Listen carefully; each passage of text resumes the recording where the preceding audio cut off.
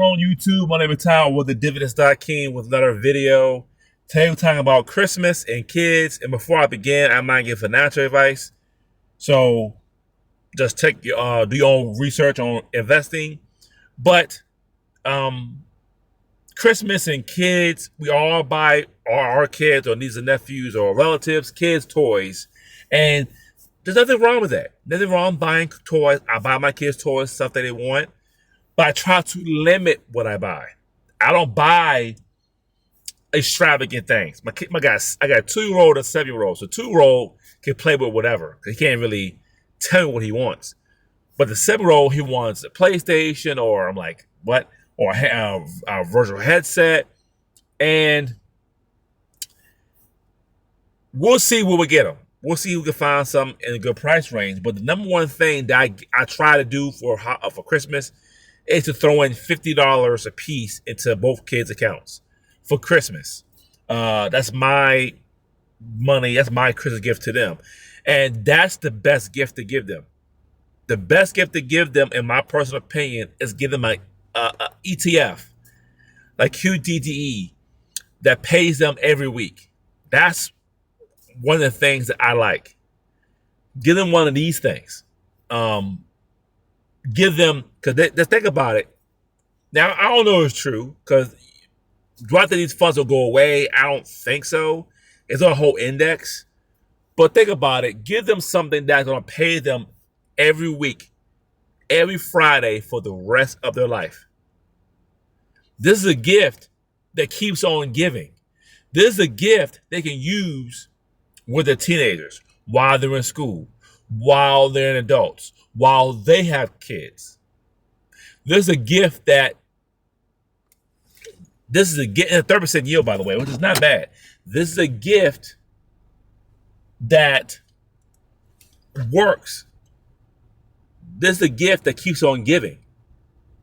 So I know people go crazy on birthdays and Christmas and holidays, but keep this in mind, that the best gift is not a toy. Because I can tell you the kind of toys I bought my son at 7 when he was 2, 3 years old that we lost or don't play with no more, or my other son, the second my 2-year-old plays with, and over time he ain't play with no more.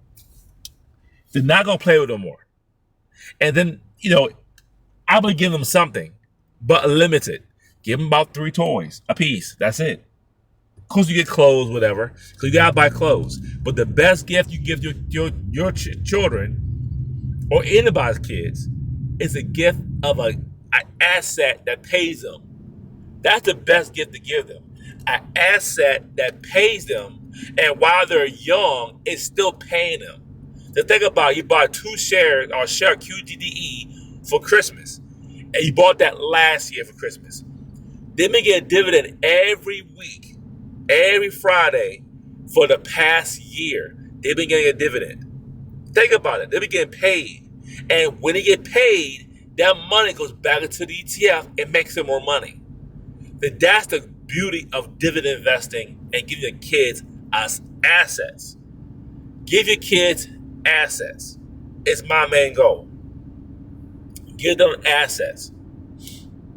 So I'm focused on now, I changed my last video, of doing more index investing, not so much single stock. They have single stock ETFs like Tesla and Coney and Misty. They have UOTY at YMAX. Now I'm at a point where, you know what, I can go into a 30% yield and be okay. Because I got them set up to get paid every day. They have MST, they have blocks.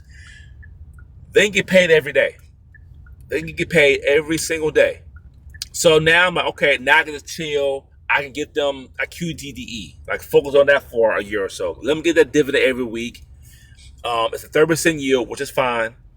I go to different companies as well. So one of the best gifts for Christmas for kids, in my opinion, is an asset that pays them. An asset that pays them every single week. That's the best asset. Because a toy, they will outgrow. Or a toy they won't use anymore. I'm not saying don't buy them no toys. But I'm saying I wouldn't buy them 18 different toys. I wouldn't buy them 10 different toys. I'll buy them an ETF. Something that they can use. And think about it. They'll get paid for the rest of their life. When they turn 27 or 30, and when they get married and have children, guess what? They still have what you bought them when they was 2 years old. So think about that. My son's 2. Think about that when he has kids. I think about that. My son will have something I bought for him at age 30. And then he can pass on to his children. The stocks I had, I can pass on to my kids. And the stocks I bought them at 2 years old for my kids, they can pass on to their children. And harvest the income. So that's my message for today. Thanks for watching.